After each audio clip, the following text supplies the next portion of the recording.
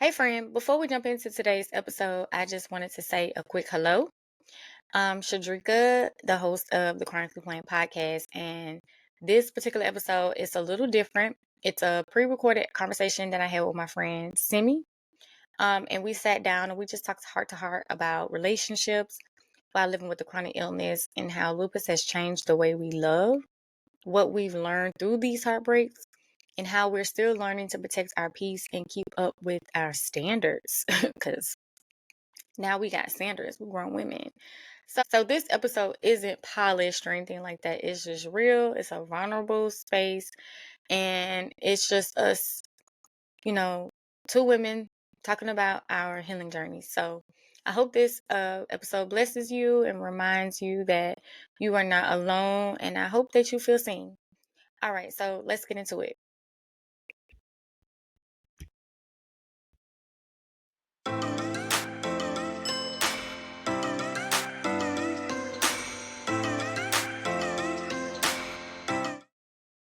Hey y'all, welcome to a special episode of Chronically Playing. I'm your host, Shedrica Shant'e, and today we're slowing it down and getting real with my girl, Semi Watson. Yes. And we're having a candid conversation, the kind that just feel relaxed and chill. And we're just gonna keep it real today. We're gonna talk about relationships, romantic love, sisterhood, boundaries, healing, and whatever we're choosing today, whatever we feel. And it's no pressure, but we just really wanted to take y'all behind the scenes of relationships and building them and what that looks like for warriors just like us. So, what has love taught you lately, Simi? You know what? Love has taught me that it comes in so many different shapes and forms. Mm-hmm. Like, we have that idea of what we think it's supposed to be, but then people show up for us in so many different ways where it's just like, you might do love me a little bit, I'm learning to accept it in so many different ways, but it's taught me that there isn't a set like dynamic that we should follow by. It just comes in different forms for me. So I've kind of like let go of the expectation of what I thought, because I'm not the easiest person, it's a little touch and go there. You know, just be Oh, honest for real. I don't know. It's so many levels to it, but then it's not. Like for me, love is one thing, and that is First Corinthians chapter 13, verses 4 through 7. Okay. And if it doesn't look like that, feel like that, or align like that, I don't trust it. And but then it's like the human versus what God say love is and how he loves and that expectation Yeah. of people being able to do that. That's hard.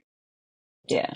I feel like in a way I love in that capacity, or at least I go by that as my rule of weighing I love, Hmm. but trying to see that in other people, it just takes so much of Yeah. understanding. Like you got to understand, okay, well they don't have that same belief that you have. They don't have that same background. They didn't have that same growing up Right. to do. They didn't have the same love language as you. Right. I don't know. It makes Yeah. it difficult to look at love through the lens of what I believe it to Hmm. be true for me, and then extend the same grace to others that may not share that same Right. process. Yeah. I mean, but I feel like for me, I'm not the most biblical person. However, I mean, right is right, right is wrong. Mm-hmm. But for me, it's like, I guess when we're looking at like what has love taught me, I guess it can depend on like who it's coming from, I guess.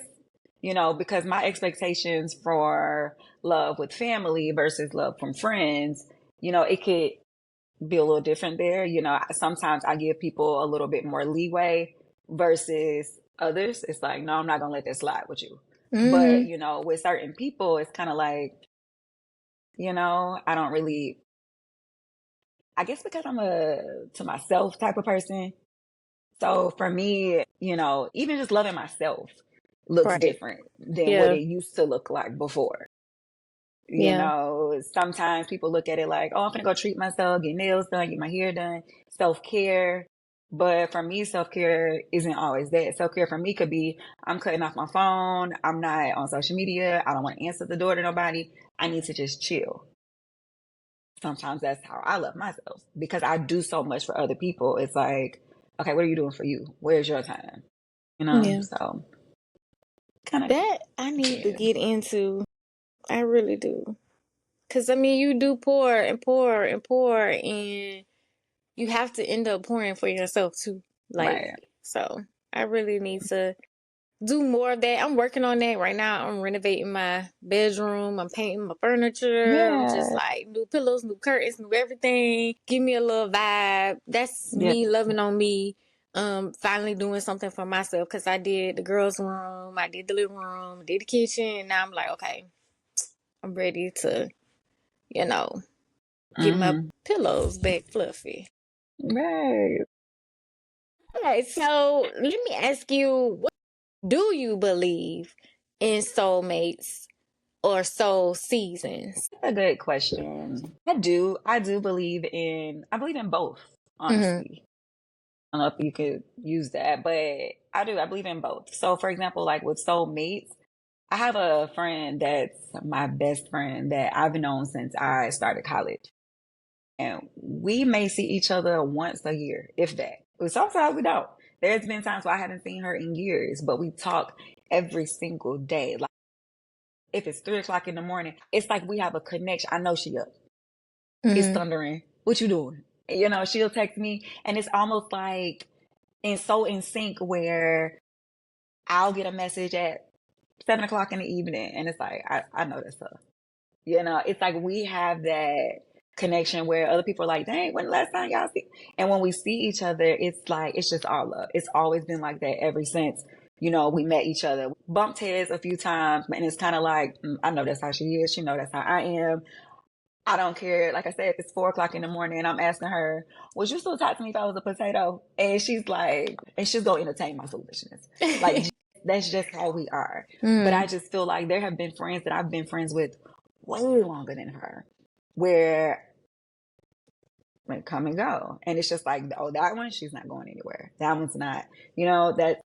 And then when it comes to like relationships, it's like, I feel like each relationship that I've been in has taught me something, has taught me plenty of valuable lessons. So it's like, okay, for this particular season, I needed to know what pain felt like. I never knew what sadness felt like before in my life. You know, things happen, you're like, oh, you get over it. But I've never been in a place where I've been deeply just, I can't pull myself out until, okay, I came across this, but it taught me how when this experience happens again, or if it, you know, something comes close to that, it's like, okay, I know how to handle it now. You know, I've Mm-hmm. never had to grieve before until certain situations happen. So I feel like each thing does come for a season, you know, but I feel like some people are really here truly to stay. I love that you started with or you led with friendship. Like Yeah. that soulmate that you have, that connection is first friendship. I love that. Oh, yeah.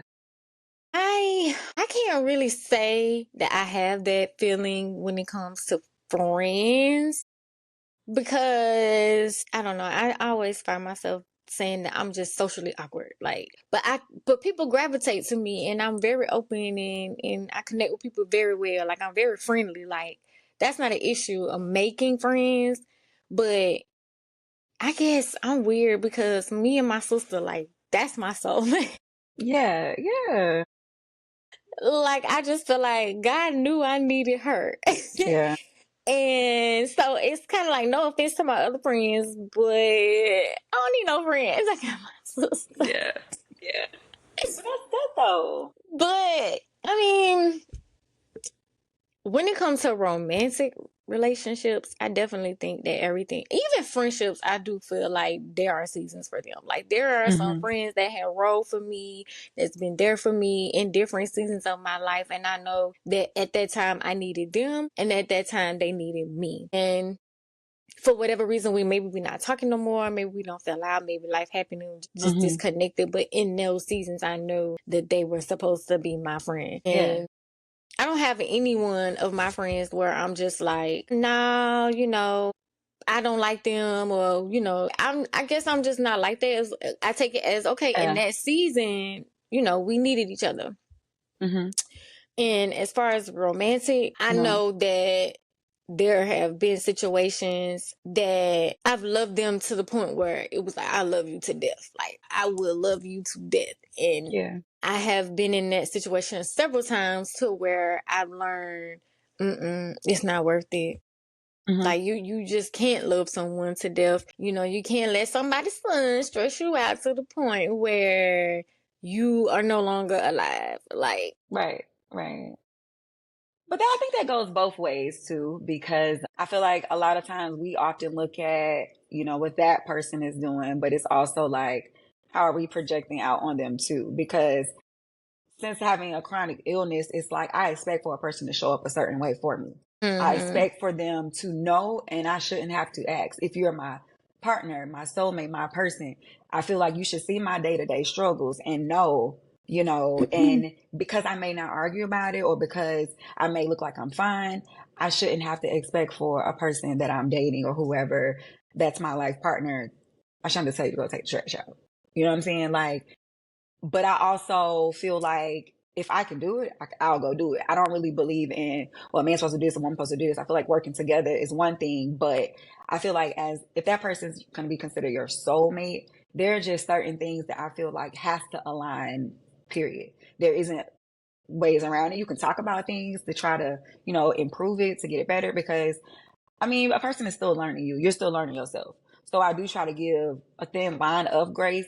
But I think with me, I get too comfortable with giving too much grace, and it's kind of like not even just with relationships with, my partner or, with friendships or with family. I give way too much grace to the point where I'm burnt out and I'll cut that connection off myself, mm-hmm. and it can be something so small. And they're like, well, why are you acting like that over this? It's so minute, but it's like, it's not just that. It's this, it's that, it's this. And I just let it build up to where it's like, maybe you're not a good fit for me Mm-hmm. over the smallest thing. So I feel like sometimes we can be that person that have to look at ourselves and say, okay, am I being a little too much right now? Not necessarily changing who you are, but leaving a little bit of room, to give yourself grace, like how you give everybody else. I don't know. I I think feel it what you're varies for saying. I feel me. what you're saying, but I'm not gonna be too much. And if I am too much, then I'm too much. And like, I'm just too much for you. Like, Right. and that's just what it is. And as far as Yeah. like the certain things when it comes to gender roles and this person should be Mm-hmm. doing this, I guess I agree with that to an extent. Mm-hmm. But I also have this view where I do want to be soft. I want Yeah. to be a lady. I don't want to have to do masculine things Right. I if get I that. got a man. I get Now, if that. I don't, cool. You know what I'm saying? I'm gonna take the trash out. I'm gonna put this bed together. We're gonna put this Yeah. vanity together. I'm gonna call my Yeah. friends. We're gonna paint this wall. Like, I'm gonna do what I gotta do. But if I got a man, I wanna You be a want that lady. done. Yeah. Like, I don't wanna have to ask for that. I don't wanna have to remind you over and over again. I don't have to, like, I need windshield wipers. I need you to put some gas in my car. Like, why? Like, you keep your stuff Yeah. good. Like, make sure I'm good. Like, that is so annoying. Like, why I gotta Yeah. be in I there feel it. sweating, I feel hands it. swollen, trying to do, like, when you here? Because what else would you need to be there for? I get it. Okay, so what do you think about, like, I know me, I grew up very, I don't like to use the word masculine Okay, because, I'm but sorry. I am, no, I'm saying for myself, like, but I know I am a little rough around the edges. I grew up with brothers. I had all boy cousins, I had brothers. So I'm a little rough. So it's like I have to look at it myself, like, are you giving this person the opportunity to be that, Mm. because I Mm-hmm. thought my mom was the type of mom that was like, she'll tell my dad, hey, I need this done. And he's like, all right, I'll get to it. He may not get to it right then and there. So she'll jump up and be like, you know what, don't worry about it. I'm gonna do it myself. And he'll be like, no, no, no. But now it's too late because now she's pissed off because she done asked you to do it 3 times and you That's said, how I'm I gonna get to am. it. That's how So I she'll just am. do it. So for me, I'm at a place where I don't even like asking because I grew up seeing that. So it's like, you know what? I can do this myself. I'm going to figure it out. I'm going to do this. So it's like, dang, do you even leave room for somebody to come in and sweep you off your feet? Or you going to say, hold on, put me down? Mm. And I think that's my problem for me. Yeah, because I don't like waiting either. Yeah. Like, I don't like waiting. I don't want to be on nobody else's time. Like if I Yeah. said, this one I want done, that. Because I feel like you ain't got to wait on me Right. to do something for you. So Right. why I got to wait on you to do something for me? Yeah. Yeah. And I think for me personally, because I am that way, it's like when I don't want to do something and I feel like they should do this, but it's like they don't even know to do it because you come in and you do A, B, C, and D. Oh, now you don't feel like doing E. They supposed to just step in and do it. And it's like, well, how do they know? Because you're always so, I got it, I got it, I got it. So I have to work on slowing down myself and allowing people to come in and help me because I struggle so bad with it. I Yeah, don't know I where that feel came you. from, I but that's feel you me really though. bad. I It's feel you bad. though. Especially when it comes to money. Oh girl, that gives me Yeah. so much anxiety. Like, Yeah.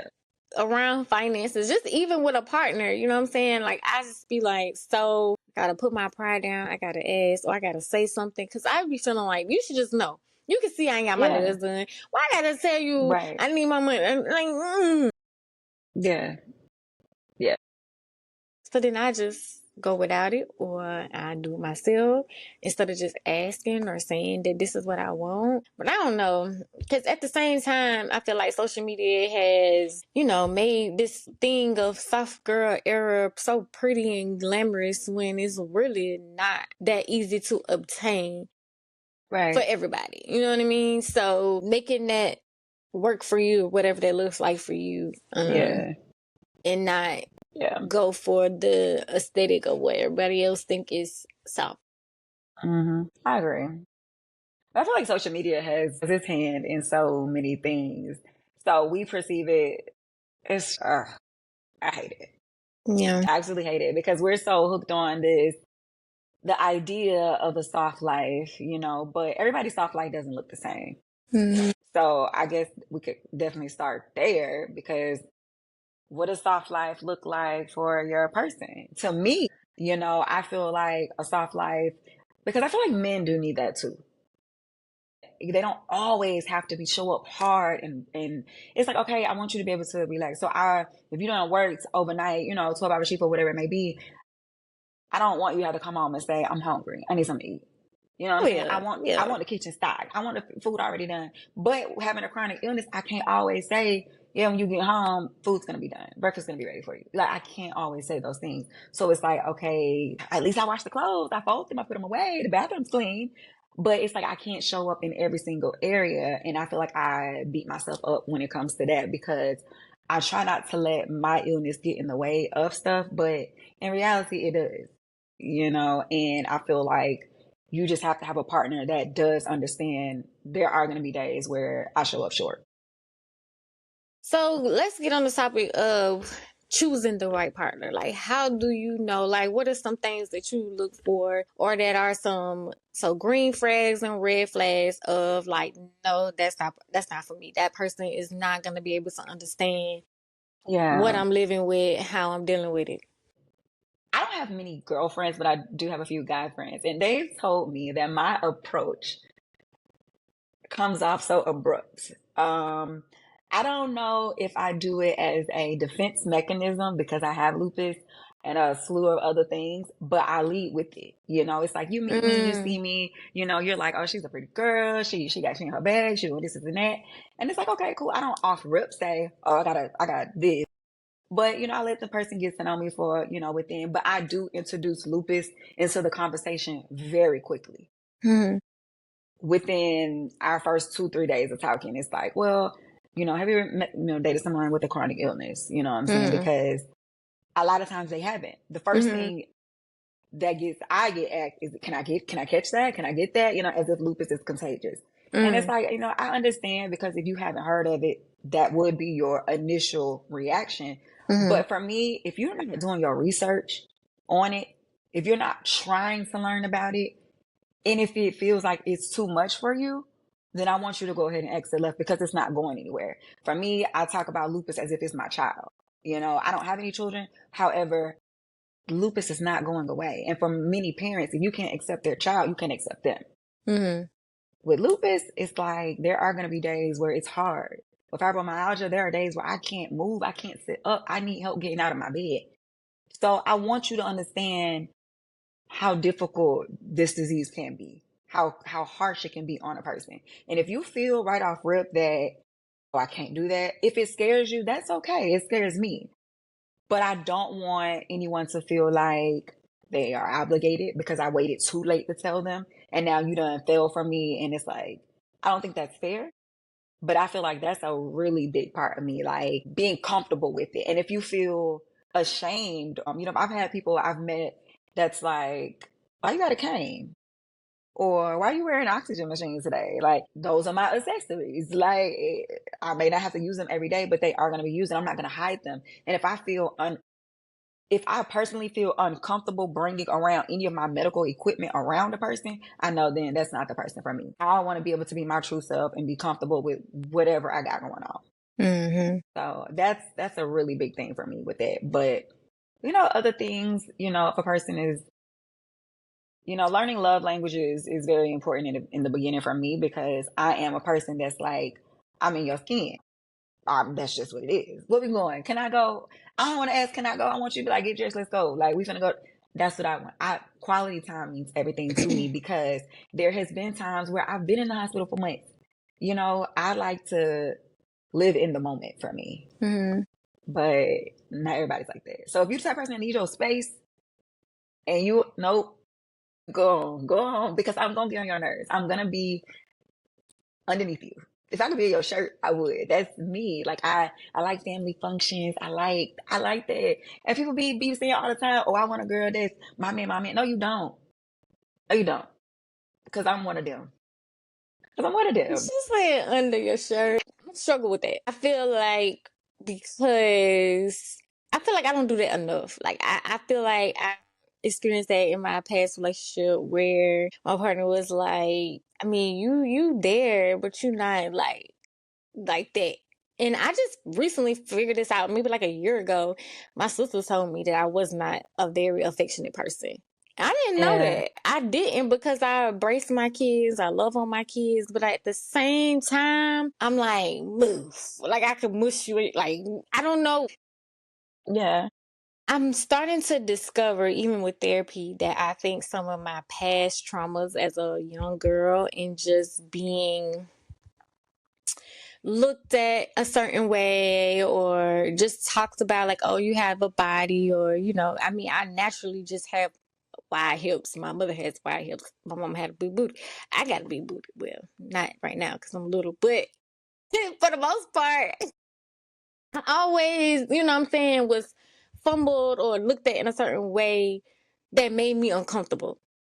And Yeah. so, like, growing up, it makes me a resistant to that. Just because I don't want you in my personal space, I don't really want you touching me because Yeah. I've had people touching on me when I didn't want them touching on me. So I think that's a big part of why I'm not as affectionate. And it also, I'm the type of person, like, I deal with you when I want to deal with you, and then when I don't, I. And it's the same for my kids too, because it's like, oh, I be on their face, like, come here. My oldest, she be like, you always tell me you want me to love on you and hug on you, and I don't be around, and then you be like, get out of my face. I don't know why. Yeah. I don't.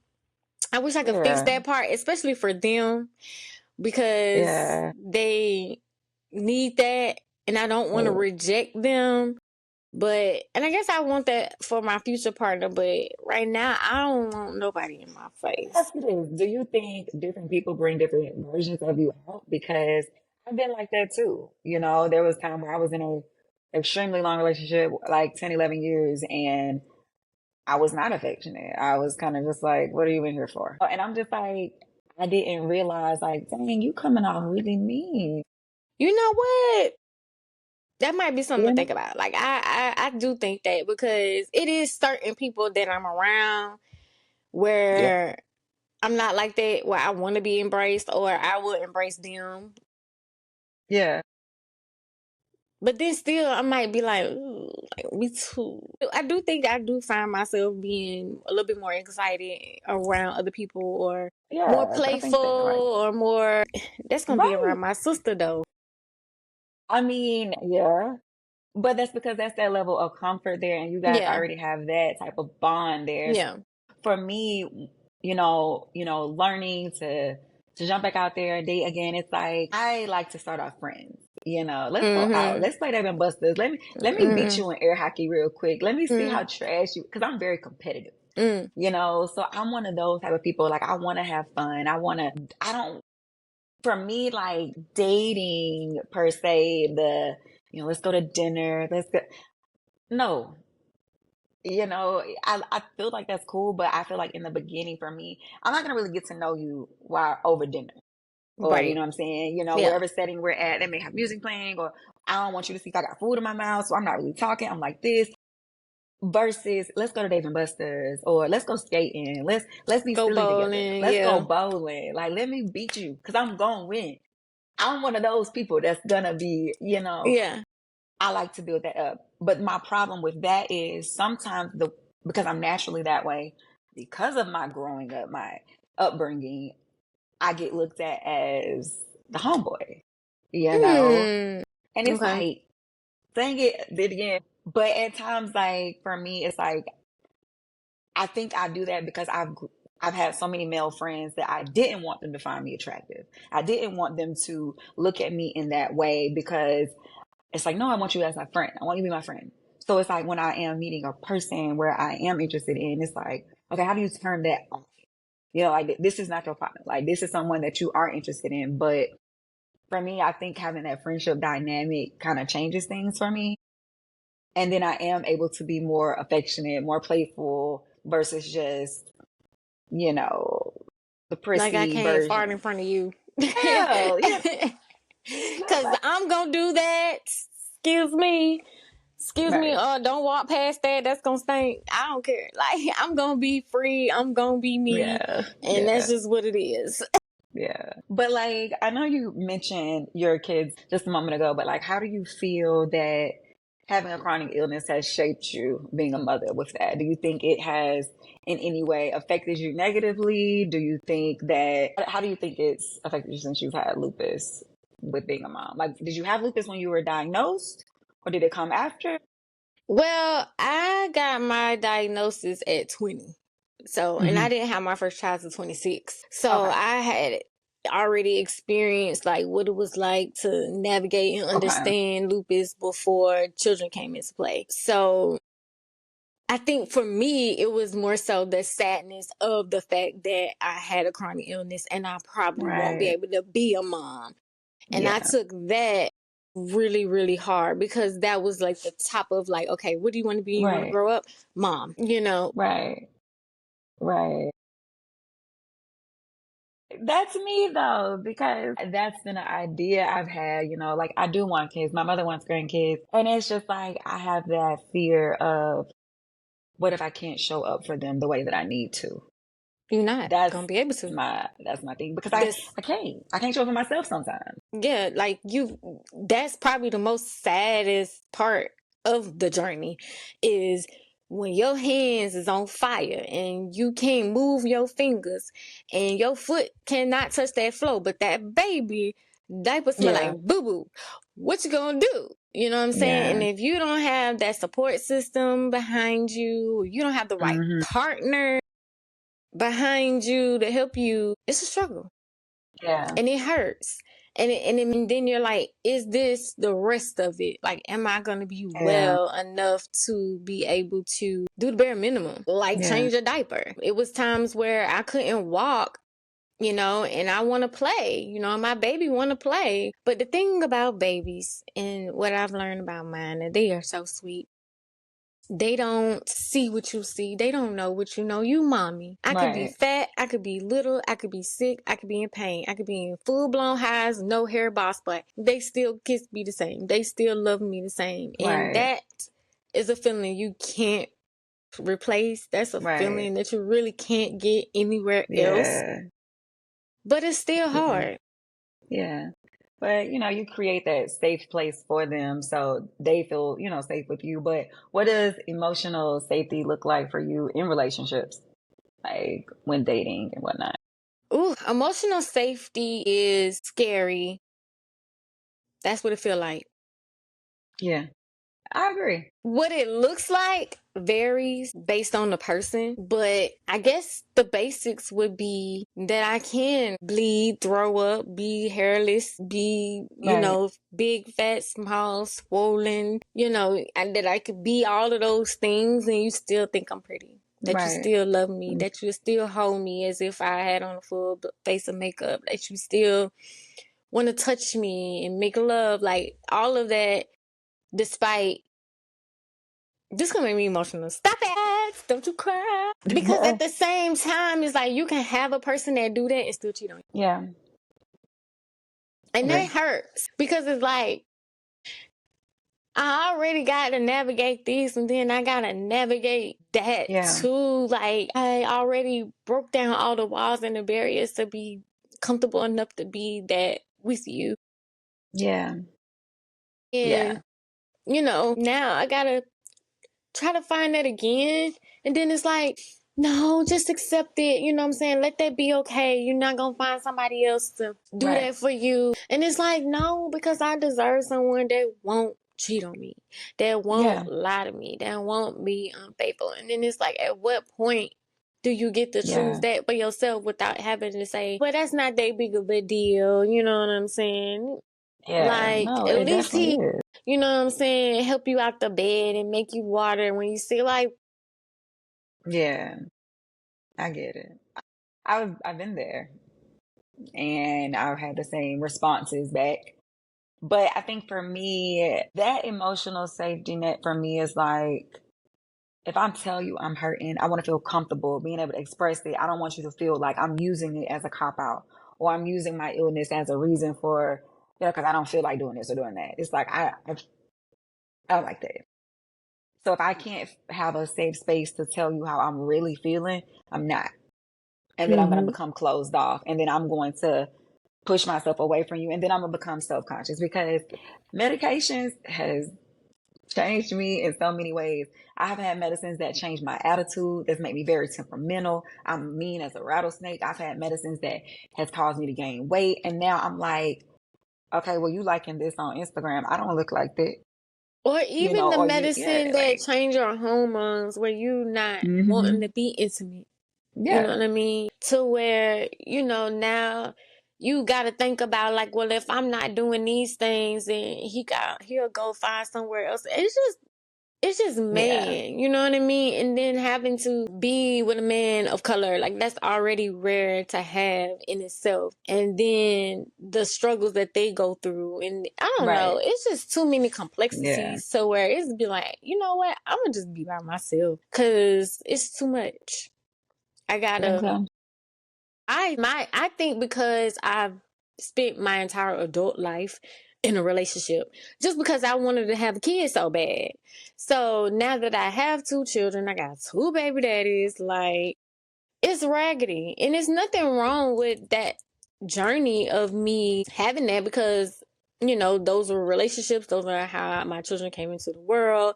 Those are things Hmm that I've learned, so I don't regret none of it. hmm But that don't make it less painful, Right, that don't. right.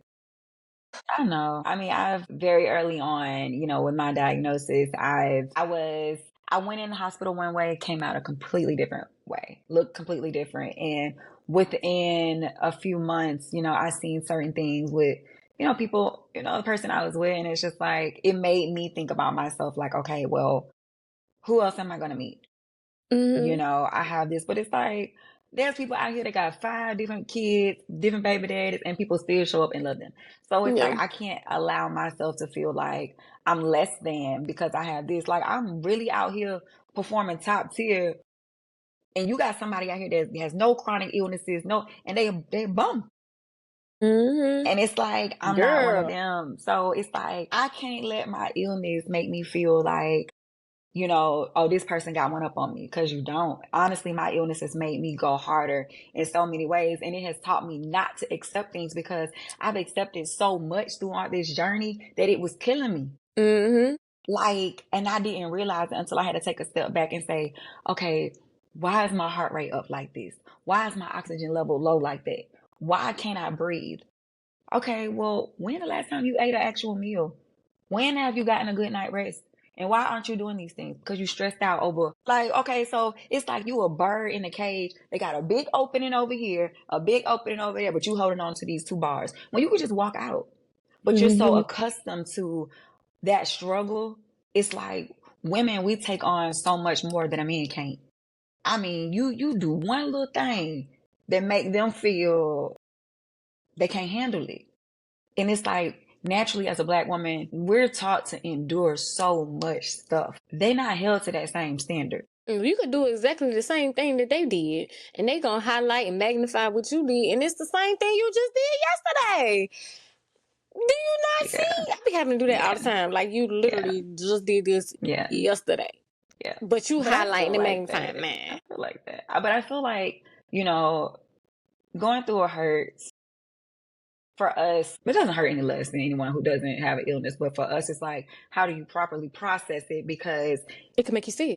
it can make you sick. It definitely does. And it's kind of just like, I think that goes back to what we were saying in the beginning. Like, you know, what does love look like for you? And what's a definite no, you know, but if someone can't communicate with you, you know, how you need to be like, don't yell at me. Ooh, You know, don't yell at me, because once you start yelling at me, I don't hear nothing. I go into a fight or flight mode, and I shut off everything. I disassociate with. I don't hear nothing. I don't know how I'm able to do it. I don't even realize I'm doing it half of the time, but I won't hear nothing. I'm the I'm opposite. I don't I I'm the don't opposite. I won't. Once I start doing it, I stop caring. So get me while I want to communicate back and forth with you, while I want to fuss, while I want to pick and say, well, I didn't like that you did this, I didn't like that, or I'm not a you did this type of person. I'm a, well, I felt this way when I saw this. I don't try to use the you words, because a lot of times people feel like you're attacking them, men in particular. I They feel am. like it's coming off attack, Because you if you know? ain't giving me nothing to talk about, then we'll be fine. Right, right, right. So I think that's a big thing. Emotional safety for me, I have to be able to communicate.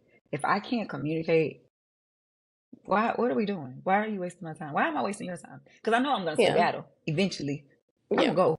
I feel like that's fair, because I definitely have experienced me, venting out my feelings and expressing how I feel, because I know I got big feelings, and I know how to articulate my feelings very well. And I'm very self-aware. Before I even say anything, I've already analyzed all of that. So I could tear a person down very easily just by me expressing how I feel about something. So I've Yeah, had to pretty much dumb down my feelings to make things more comfortable for the next person to be able to even process me. Yeah, I'm not doing that no more. It's yeah, definitely hard when you're trying to express yourself and they automatically shut down, and they don't know, and they can't handle your feelings. So then you just stuck with no response or no closure or no nothing. It's just completely just back down. And if somebody is yelling at me or trying to put their point of view there for me to see, I take it all in. I internalize it and I process it in a way where now it's my thing, when it really is just them expressing them feelings and instead of me. So I right, take it on, and I heard everything that you said, and I process it to the way where it's my fault now, or it's me, right, or I did something wrong, and it's really not. Like, it's just them. They had a bad day, and they just raise their voice a little higher than, or use a tone that you're not right. comfortable with. Because I didn't really get yelled at or talked to crazy when I was growing up. Like, I mean, my mama a little abrasive, but not to the point where it was like, Yeah, yeah, yeah, so when a man talks to me like that, I just be like, ain't nothing about God is in you. I'm ready to run. yeah, yeah, I agree. Like, why you gotta talk like that? Like, I guess for me, in my mind, my mom raised me as like always a lady. Mm. And so I'm going to always be a lady. So now I got to listen to you talking to me like this. In return, I'm being a lady. So I'm listening to it and I'm responding like that. Not all the time, because Shedrica will come out if you push me too far. Yeah. But for the most part, I'm the one feeling attacked when somebody's raising their voice at me. Like, a certain level of tone has to be given for me to, you know, respect what you're saying. Right. Yeah. Cause it's just a way to talk to people. Like, you know, like, I heard you. You don't gotta curse me out to Right. say that.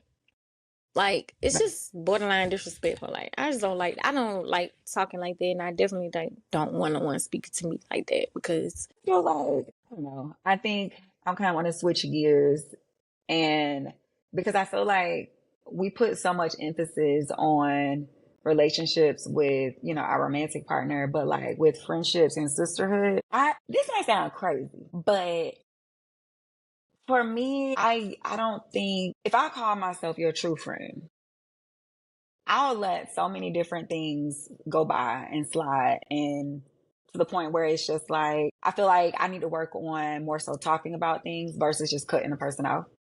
Because once I start to feel a way, it's just like I don't want to talk about it anymore. I don't care to talk about it anymore. yeah. But I just think like I don't know. I feel like since having lupus and having those real friendships have changed for me in so many different ways now.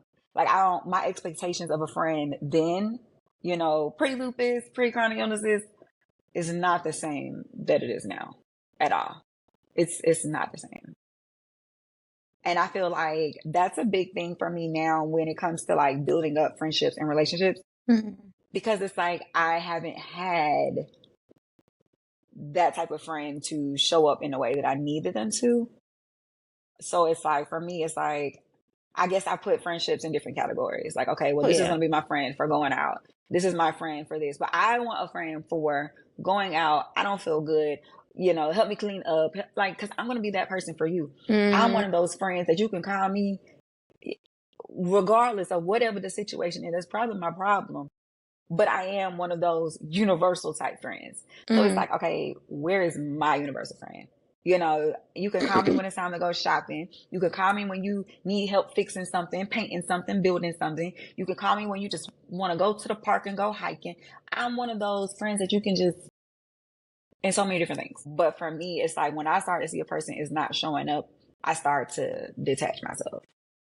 And I don't I used go to be back. that kind of friend, but now I got kids, man. Yeah. I be like, I want to be there to support you, but I gotta pick up so and so at 4 o'clock, and I Hmm. can't. I could give you what I can Right. give you, but it do change your time and like what you willing to give. Like, and there's levels to that, because also it depends on that kind of friend, like Hmm. who you want to do that type of stuff for. I guess I have various levels of friends that do stuff like that for me, and then I've learned that just because they doing something for me in a certain type of way doesn't mean that I owe that to them to give Right. it back to them in the same way that they have done that. I have a way, just the same way as love languages are, I have a way of how I love and how I show up for people. So that's what you may get from me. It may not look like how you give. And Hmm. being able to accept people for where they are and how they give is better understanding of friendships, because people just don't Yeah. give the same. And I think if I feel that I'm giving too much, if I'm pouring too much and it's not matching it, then I don't want to be friends with you. Mm-hmm. Like because I'm going to start to feel used. I'm going to start to feel like I'm not heard, I'm not seen, and you only call me or whatever when you need something. But I don't, I don't like friendships like that. I don't like one-sided friendships in a sense. So I understand that people aren't able to, give in the same way that you may constantly do, but there has to be a limit somewhere. So it's like me learning my place to cut it off so I won't overextend myself. I don't want to feel like that. I don't want to feel like I have to put a limit on things or a boundary on things. Like I don't like feeling like that. I feel like if I'm gonna show up for you, I'm gonna show up for you. I don't like having to have that limitation so I don't feel burnt out. I feel like it should just be a given, but I don't think it always works. No, it don't. It don't. Well, that's But probably why I only got like 2, 3 friends because. childhood friends that's still my friends, but we come in seasons. You know what I'm Hmm. saying? So like we could not necessarily fall out, or maybe we did, you know what I'm saying? We just stopped talking for 2, 3 years, you know what I'm saying, 4 or 5. But when we link back up, we still friends. Like that, I know that's my friend. I know that if I need her or she need me, I'ma show up in the best way Hmm. that I can. You know what I'm saying? Because at the end of the day, the older I get and the friends that have come and go, I've learned to honor my capacity and what works for me. And that Hmm. might be selfish, but if I gotta cancel, I love you, but I gotta cancel. Right. Right. But, when I can do something, come on, girl, let's go. I got you. You know what I'm saying? Let's go to lunch. Hmm. Yeah. But I'm just not overextending myself in friendships because the people who's supposed to be there, they'll be there. People who gonna be there, they gonna be there. And then again, I got my sister. Let me stop. Get it. I mean, because I'm really close to my brother. My brother is, I'm close to my brother, so I get it there. But when it I get comes it to there. this community, that's different. For me, when it comes to building friendships in this community, I've experienced nothing but great things. In the lupus community. I have not yet found a situation where I'm like, yeah, no, I don't like them. I mean, it's like one person where I could be like, okay, I don't really care for them like that, but I never actually met them to say I don't Hmm. like you, or Hmm. I don't know you enough to not like you. So a lot of these relationships are online based. So I can't say I don't like that person. But the Yeah. people that I check up on or they check up on me and they randomly just be like, girl, I ain't talk to you for me. How you doing? You know what I'm saying? I ain't seen you on social media. You ain't post Yeah. no, you know what I'm saying? Like, I appreciate those because Yeah. that's like, okay, you do see me. You know what I'm saying? Yeah. You are aware that, I'm matter and whatever. I'm not just an online relationship to you. Hmm. You know what I'm saying? Or like, hey, I'm coming up to so and so, Yeah. let's go, like I appreciate that.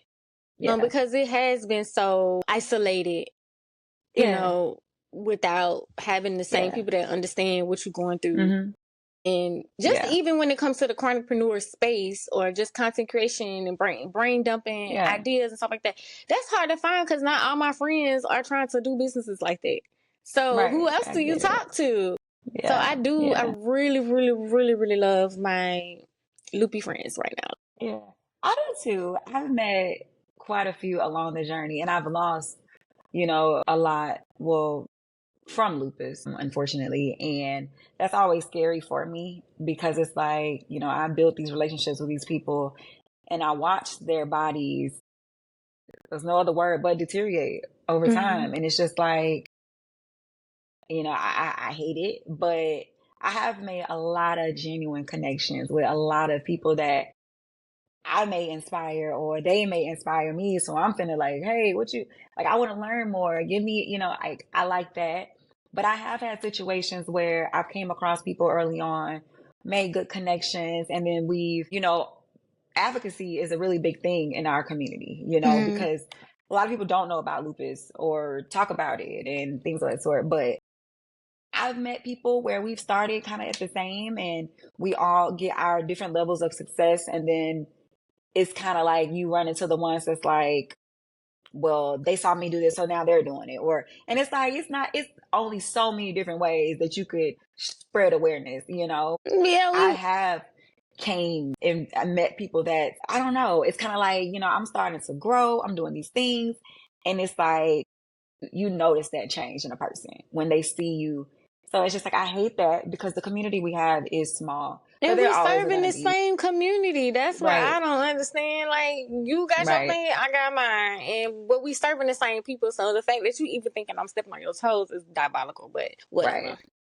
Right. So it's just kind of like I've learned a lot through the journey, and it's kind of, I don't know, you come across people, you, like you said, some things are for seasons. You connect with them for that moment. You learn what you can, get what you can, and it's on to the next. That's just what it is. But I love the friends that I've came across and I have met. It's just scary for me at times because, Mm-hmm. even though we both have the same diagnosis, yours may be different than mine. Yeah. Sun doesn't bother me, but the sun may give you hives, you know? Mm-hmm. It does. things are different. It's very, very different. You got some people that, I'll tell them like, don't follow me for advice when it comes to taking medication. Mm-hmm. 'Cause I'm gonna do what I want. Mm-hmm. It's been working for me so far. There are a lot of times I do a lot of research. Mm-hmm. I'm a really big avid researcher when it comes to medications because I know side effects are different from different people. But Mm-hmm. when I'm doing certain things like going to get my IV infusion, I'm like, hey, run some labs on me. They like, did the doctor order them? Mm-hmm. They didn't. But I'm going to draw this blood because I like to keep track of my own things because I'm noticing changes in this. I'm noticing this. So it's like, okay, what are you doing? How are you doing your own research to advocate for yourself? Right. I was just So talking about that I do on that a lot. live about you doing the work. Like you Yeah, you have gotta to. that we have access to the information. So You have to. yeah. You Like have to. there is And when not people no see me way. doing it, Yeah. they're like, they'll take that from me. They'll see how I'm advocating, standing up for my doctor because I'll record doctor's appointments. I'll Mm. let like show they don't like it. I mean, it Mm. is what it is. But I could be in my appointment like this, and you don't even know that I'm recording you. But Right. I want other people to be able to hear how I'm using my voice. Right. They're saying, "Hey, we want you to try this," and I'm like, I don't even know what this is. Why we got to try this? Mm. Can't we try something else? I want people to hear me asking these questions. Mm-hmm. I want them to see me stand up for myself, whether I leave out in tears, because a lot of times I do. I'm Yeah. mad, I'm storming out, having a whole meltdown. But when I was told I had to get those IV infusions once a month, they wanted me to actually do the injections every week to myself. I was like, I'm not doing that. No, I'm doing it. no, I'm not doing it because I'm not that responsible enough to do it. I will forget. My brain fog has been so bad within the past few months. I'll be talking to you and be like, what was I just talking about? Girl, I forget And them I don't too. remember it. Like, so I can't say, oh yeah, every Wednesday at 7:30, I'm gonna give myself this shot in my thigh. No. Just schedule that appointment. I'll come and sit for 2 hours and get my medicine. It's okay. Yup, because you ain't got no turn. This, When you ain't got time to be sitting there, you got to go to the grocery store. You got to drop that one. You got that one. Got to pick up. right, Like right, it changed. Because I right. used to do the I bet. infusions when I first began, and then I was like, nah, just give me this. I do mine Yeah. in my stomach. Oof. I ain't got time. See, when I was fatter, I say bigger. Let me use a better word. It was bigger. It wasn't that bad. You just go boop and keep moving. But now that I got a little thin, I don't got that Yeah. much to pinch, so it do Yeah. hurt now. I bet. And that's how I feel. But I don't know. It's just been a journey meeting these people. I recently just lost a friend to lupus this week, and that was hard. That was somebody I've been friends with 10 years on this journey. Yeah. And I've watched her use her voice. I've watched her go through so many different obstacles. And it's like, okay, you got this, girl. Like, you just got your kidney. You doing this. And Mm-hmm. I'm like, I'm rooting for you. I'm in the Mm-hmm. back. I'm in the corner shouting for you. And then I see lupus is like coming back again. It's like, Mm-hmm. oh, you think I was done? I'm going to show you. And it's like, That's so sad. and you have to watch that. And it's just like, okay, how do you process this now? Yeah. I don't know. I don't think that's something I will ever get used to. So that's the Yeah. only hard thing for me is making relationships in the lupus community or any chronically ill community. It's just like, I've had a friend, she was waiting for a set of lungs and she was in the hospital for a long time. Doing her makeup, like she became this hospital girl online. And she finally, when those lungs came in, she was about to get them and she ended up getting the infection and she couldn't. And then she ended up passing shortly after. And it's just like, how many Mm-hmm. more am I going to keep adding on to this list? I don't want to be on that list. But Yeah. you can't run from it. Yeah. So that's the hard part for me. Yeah. Those realities are hard to, accept. Yeah. But I mean, at some point, you do have to come to a place where not everybody's story is the same, not everybody's journey is the Yeah. same. And at the same time, if it is my time to go, Yeah. it just is. Because I feel like having that readiness or preparedness is so much better than just tragically gone. Like, that is, Yeah. you know, Yeah. harder. Yeah, I agree.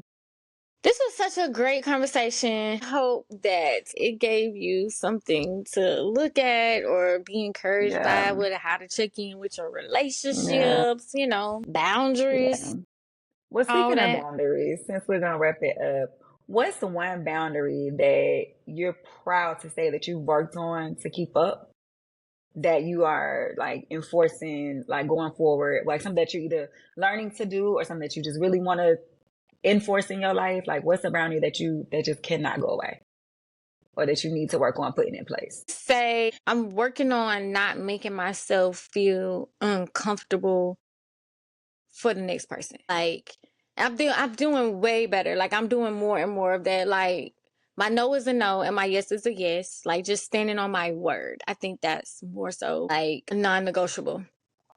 Like, and that's very hard because even when it comes to me right now, no, I'm not currently dating, but I just got out of a relationship and that relationship still means something to me. But I said, no, I'm not going to allow this certain type of behavior to be done to me, and having to Mm-hmm. stick with that after you've already said no, you know. Right.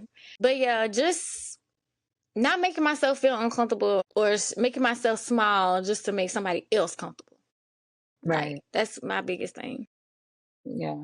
I would say for me, it's knowing when to walk away, mm, because I struggle with that, because I try mm, to see the potential in so many mm-hmm, things, and it's like, I could fix this, or we could, and it's just like, mm-hmm. Staying too long. walk away. When Like, why are God you? been gave you them team red Yeah, flags. like you want me to show you one more? All right, that last one I'm gonna show you. That's That's gonna be the one. yeah, yeah. So that's my thing. I feel that. This is a Okay. great Yeah. conversation. Got to do something else again. You know, I'm here always. All right, you guys. Thank you for listening to the Chronically Planned podcast. And until next time, peace and be intentional. Bye. Bye. Thanks for listening to this episode of Chronically Planned. If this resonated with you, don't forget to subscribe and leave a quick review. It helps more women like us find this healing space. If you want to go deeper, book a one-on-one power hour, grab your faith-based journal, or check out my digital studio where I help women bring their visions to life. You can find all the links at chronicallyplanned.com or connect with me on Instagram at lupusspeaks.